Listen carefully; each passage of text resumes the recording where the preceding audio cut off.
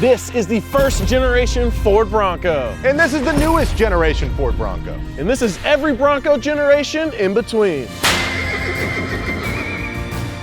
Today we're driving every single one of these bucking boys. Oh, baby. To see how far they've come, and frankly, to see if they have anywhere else left to go. Oh, sing the song of my people, baby. Let's go get them boys, woo! I told you to wear Ford today. We're driving Fords. This was the only thing I had. Hey, did you know that they named these things after a horse? Welcome to Donut. Select your Bronco. We start our journey where the legend began, the first generation Bronco, the OG. In one. Saddle up, partner. Four-wheel drive, solid axle. And by most accounts, this is the coolest one there is. I mean, you can see where the newer generation took its like A lot of inspiration. from. When you think Bronco, this is the Bronco you think of. One of my favorite things about older vehicles, nothing's hidden. Like the screws are right there. So I believe what's in here is a 302 that's been bored out to a 347. So it's originally a 302 block. This is how you'll find most of these. Essentially, you could throw any Ford motor in it. That's the nice thing is that older cars are very simple construction. They're also made out of metal and flat sheet, so you could just bolt things in. That's what I call a dashboard. Just a soft pad for you to bounce off of. It actually is fairly roomy. It's like a sports car for the off-road. The Scout inspired this thing, so it's sort of a ripoff of the Scout. And then of course you can't forget about the Land Cruiser. Let's see how it drives. Starts right up. Man, this thing really makes you excited. So if you're wondering who that is behind us, this is Dani. She's one of our senior producers here at Donut. The Bronco is her absolute dream car. Dream car. I've been dreaming of this car since I was a little kid, 10 years old to be exact. Her wish was to ride in all these Broncos with us. Justin and I are all about granting wishes. Yeah. And today we're granting Dani's wish. This is exactly what this was made for. Right. You know, like, this road's kind of like this. Not, speak of the devil, there's a Bronco right there. Yeah, this is made for the person that owns the farm. They don't work on the farm.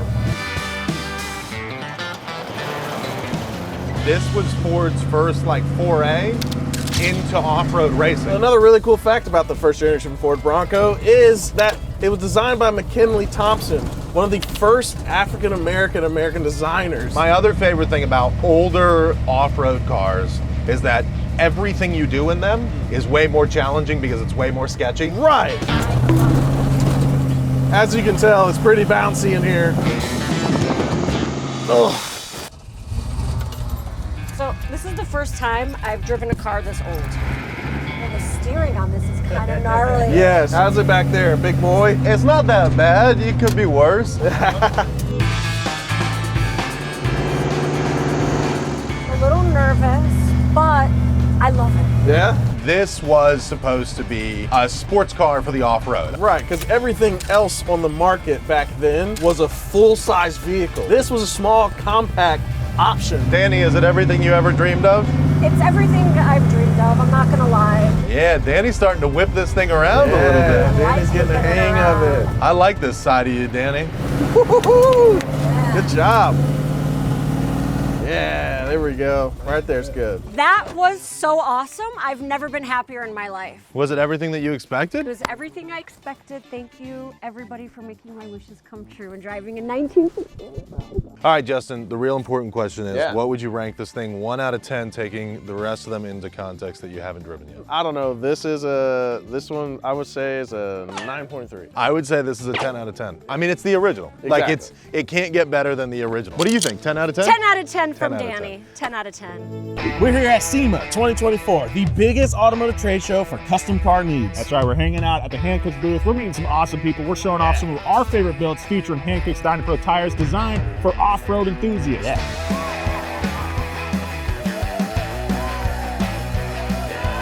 Justin's Tundra has a set of Dynapro AT2 Extremes, which are great for on and off-road driving. Both High Truck and our Baja Blaster are both fitted with the Dynapro MT2 tires. We made it through the entire race, all 500 miles on the same set of tires. We didn't even need to bust out our spares, which is good because we actually lost them. You guys will see that, but Yeah. pretty impressive tire, man.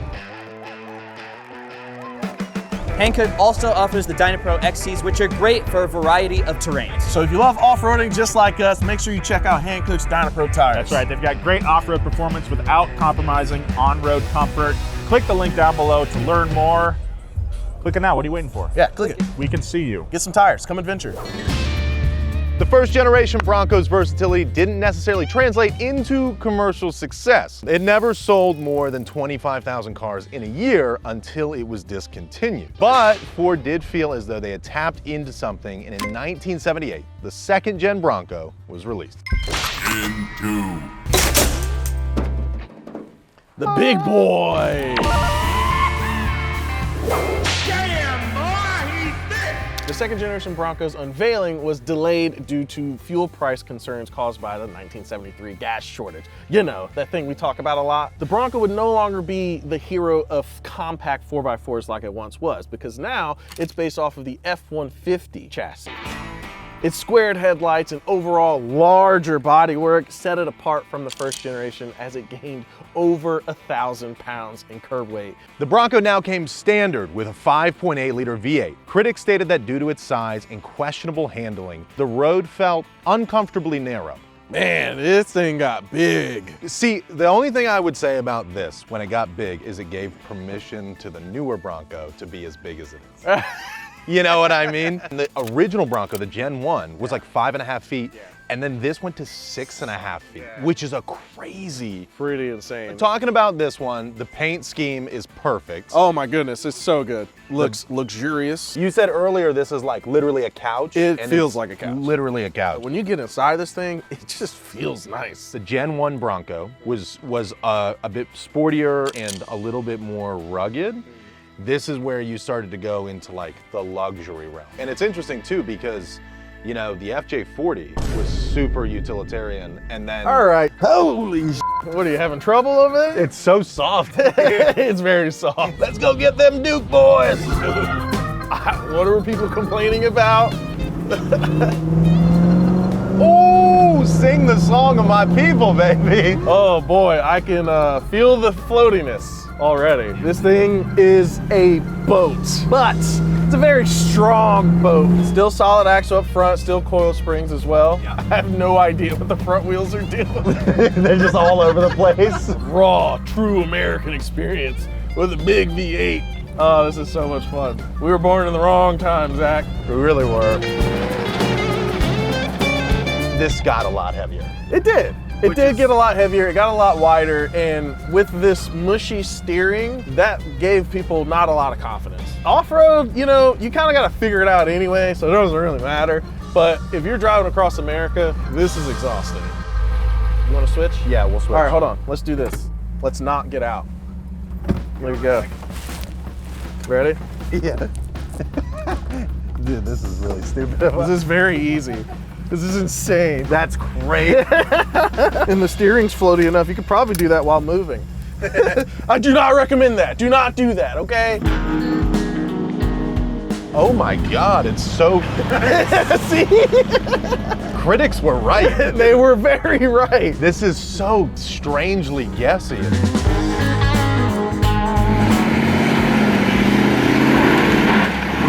This one rips though. It does rip. It really rips for sure.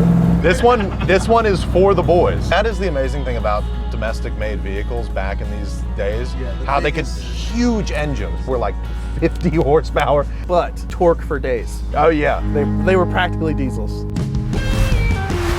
This is the midlife crisis of trucks. I didn't think I could fall in love twice in one day, but I think I may have. You definitely have. It's like chocolate chip cookies versus chocolate chunk cookies. Right. You know what I mean? Chunk is a good way to put it. Yeah. What would you rank it 1 out of 10? I gotta give it another 9. I'm gonna give it an 8 out of 10. It would rank higher if it was the original, which it's not. Overall, the Gen 2 Bronco had its major improvements, as well as room for a lot more. Did the public necessarily give two shits about any of that? No, it sold 70,000 in its first year, which was a record for Ford, at least until the next year when it sold over 100,000. So now Ford is at a fork in the road and sales are doing really good. But can they adjust to make the critics happy too? In 1980, we got our answer. in 3. When the third-gen Bronco hit dealerships, there was a major sigh of relief. Not only did engine outputs improve, but so did the amount of technical advancements. Transmission options grew, fuel injection was introduced on the 302 V8 option, and its now independent front suspension meant an overall better ride quality. Upmarket options came along as well. Ford's desire to have the Bronco represent not only a capable competitor, but also be a symbol of status. Luxury interior and more styling packages were made available, including a new trim made almost solely for turning heads. The 80s brought along a plethora of changes beyond the glitz and glamour of the XLT Lariat and the Eddie Bauer trims. The new Bronco made a point to be more fuel efficient with more aerodynamic design, and with the addition of the twin traction beam independent front suspension system, the third gen Bronco was by far the most fuel efficient model of the Bronco yet. You might recognize the twin traction beam because that's the same thing that's on our Baja Blaster Ranger. But don't be fooled.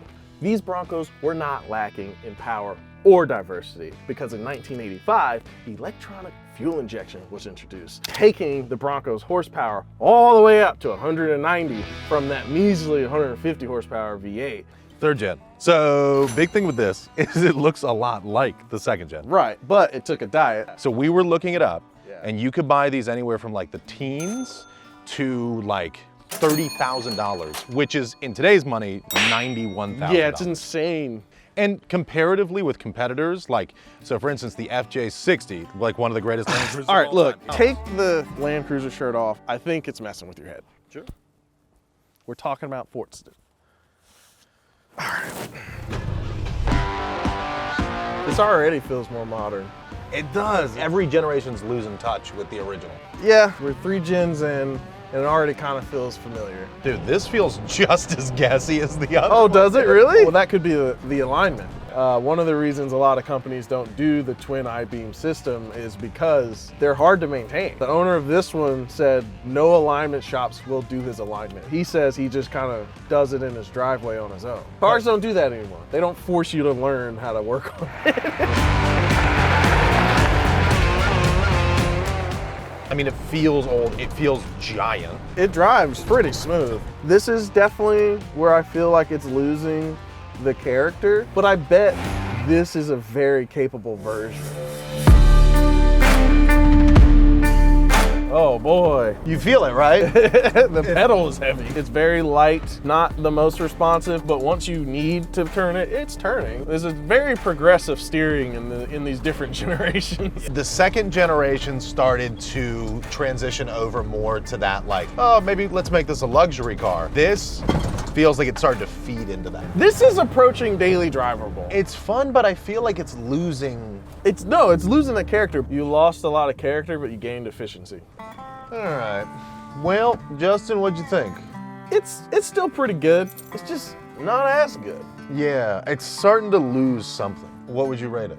I'm thinking like a 6.4. I think I would rate it like a 6.5, like maybe a 7 on a sunny, beautiful 80-degree day. Coming down from 2 9s is kind of sad. It doesn't feel like something I would sacrifice time and money for. Yeah. And even though Ford described the redesign as a ground-up departure, many critics felt as if the differences were slim beyond the updated suspension. These sentiments would change as time moved on during the Gen 3's 6-year run. But with an economy that was once again flailing, as well as a consumer-based split on whether or not the car was meant for the fields or the freeway, the Bronco failed to raise the bar its predecessor had set. Only averaging about 46,000 units a year between 1980 and 1986, where was the middle ground? Gen 4. In 1987, the 4th generation was finally introduced, and the question was posed, could Ford hit big again? Ford kept things moving towards a more aerodynamic design.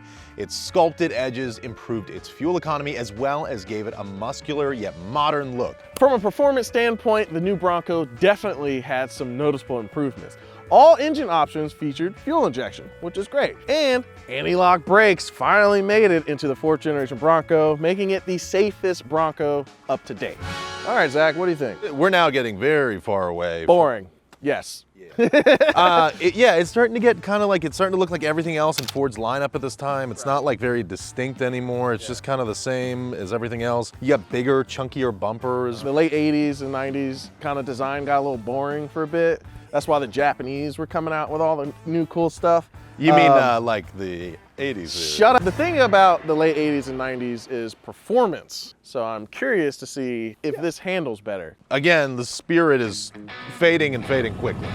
Hell yeah. This feels pretty put together already. It might be ugly on the outside, but I think it's going to impress us while we're driving on the inside.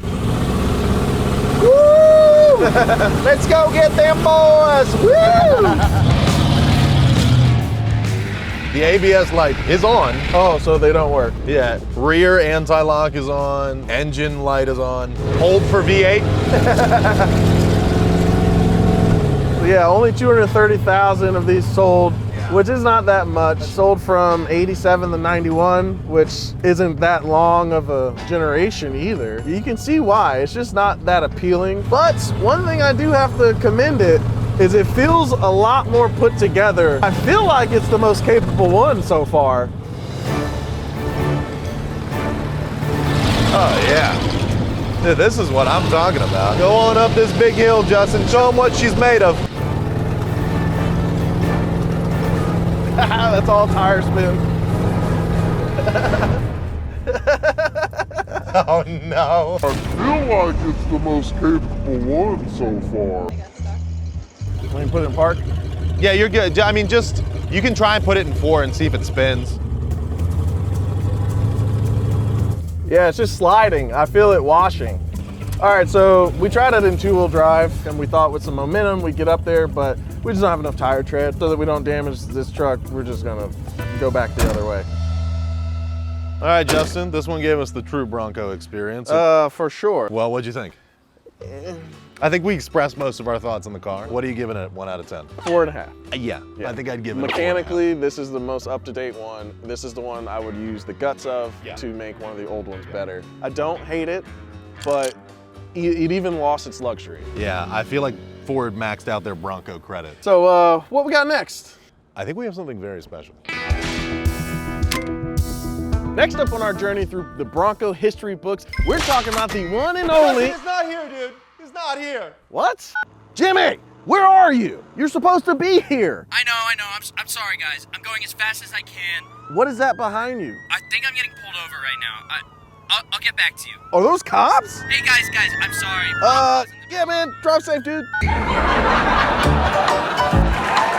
That's right, we're talking about the 5th gen Bronco, better known as the OJ Bronco. The 5th gen was by all measures still a very cool truck, and to be fair, the infamous OJ Chase actually boosted sales. However, the Bronco did lose a bit of its mojo. Basically, everything from the previous generation was carried over. Its biggest difference was the boxier design and updated safety features. Definitely looks better than the last one, undeniably. You know, bigger bumpers, it is a lot more square, definitely. Even standing up in front of it, this is a bigger truck in general, you know? Yeah, it's just an updated, nicer version. All right, it feels very cop car in here. I mean, it's all plastic in here. We have a lot of the same mechanical options and everything as the previous 4th gen. It just looks a lot better. Oh, dude, this feels like a 90s Ford so much. Yeah. Too much like a 90s Ford, right? This is like, gives good context for the class of cars that these were supposed to be in. I do agree.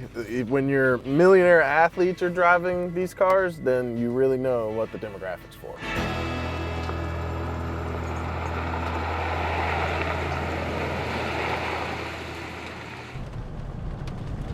What do you think? It's a truck. Remember how excited we were driving the first and second gen? You can kind of see why the sales just kind of kept not really growing, not really doing anything special. There was no need for it. The Explorer was introduced. SUVs just started taking over. The only people really needing something this big were celebrities. There was no market for it other than people wanting to show off. And that doesn't make you money. That's why the Bronco died. All right, Justin, so we got a little redemption on this old hill here. We did throw it into 4-wheel drive this time. This time, yes. I am foot to the floor. Foot to the floor.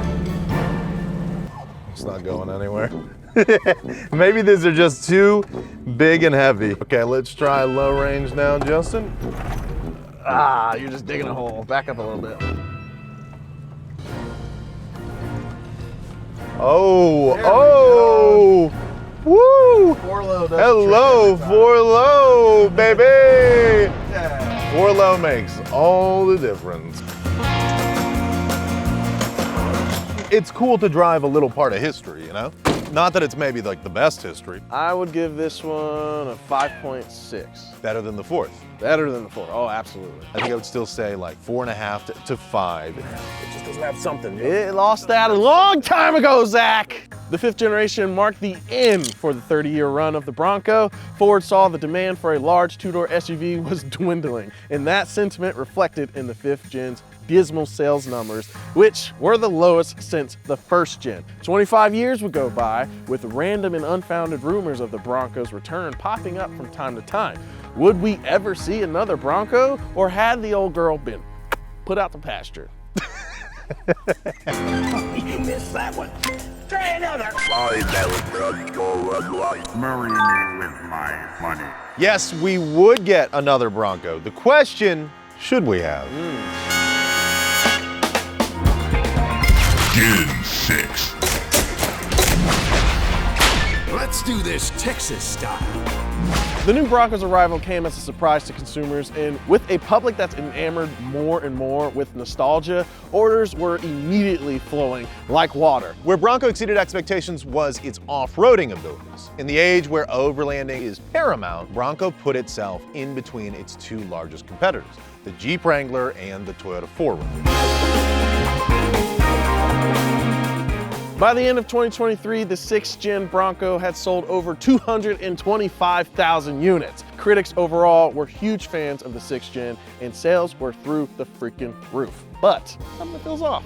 Little strange, Justin. Yeah.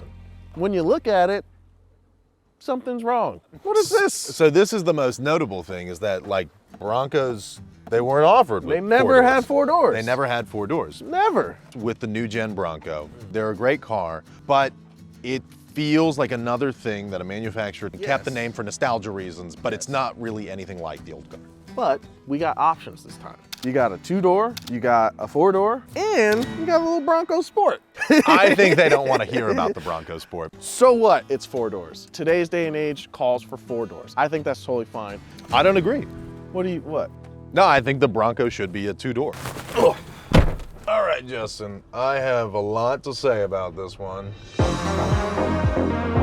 This is my least favorite Raptor product of all the Raptors. For sure, because it's the heaviest. This is nearly 6,000 pounds, Which is crazy. to me is insane. This 3-liter V6 twin turbo feels a bit underpowered because of that. Even though it's probably the strongest engine it's ever had. I want to make this clear. I don't hate this thing. This thing has a lot of awesome features. I think the reason I don't like the 4-door very much, the 1st gen Bronco is supposed to find this niche of like a sports car, SUV type But thing. that's what the 2-door's for. I know, but it's like, force them into buying it. I don't think we live in that kind of day and age. No, we definitely don't. We Yeah. definitely- Bronco itself, it's a brand name in its own. Yeah. This is its own thing. That's why it weighs so much more. Why am I buying this over buying the 2-door base model with a manual transmission? Because I feel like that is the pure Ford Bronco experience. This is showboating. This is peacocking. This is I want attention. The only real problem is you don't have a V8. All right, let's switch chairs. Let's switch chairs. How do you move this? It's still rails. And I think it's a sin that for $90,000, $95,000, you don't get power seats in this. I mean, yeah, it's not a luxury vehicle. But isn't that what the Bronco's supposed to be? I guess so. I guess so. And I think that this is the confusing part, is what exactly is the Bronco supposed to be? It's not a luxury car because luxury cars are well into the hundreds now. But it's not affordable either. Right.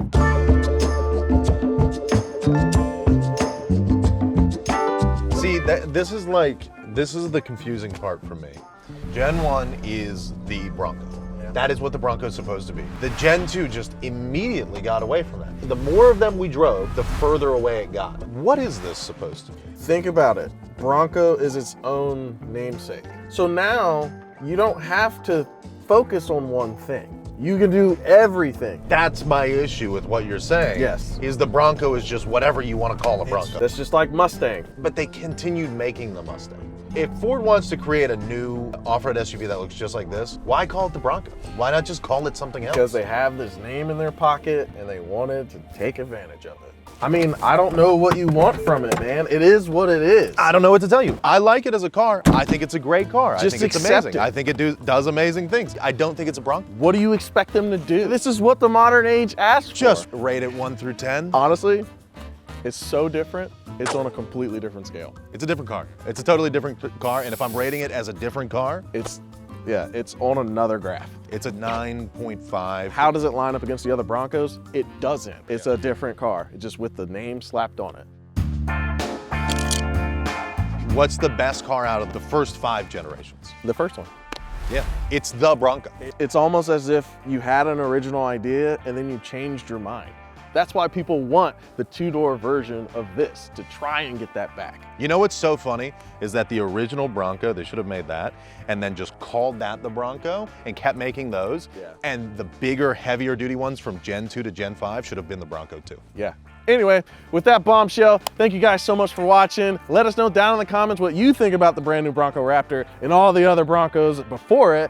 Make sure you go follow Zach at Zachary Diehl. Follow me at Justin Freeman. Go check out our merch. Go check out Zoomies. Thank you again. Have a good one. And drive Land Cruisers. Yes. Bye. Drive Land Cruisers.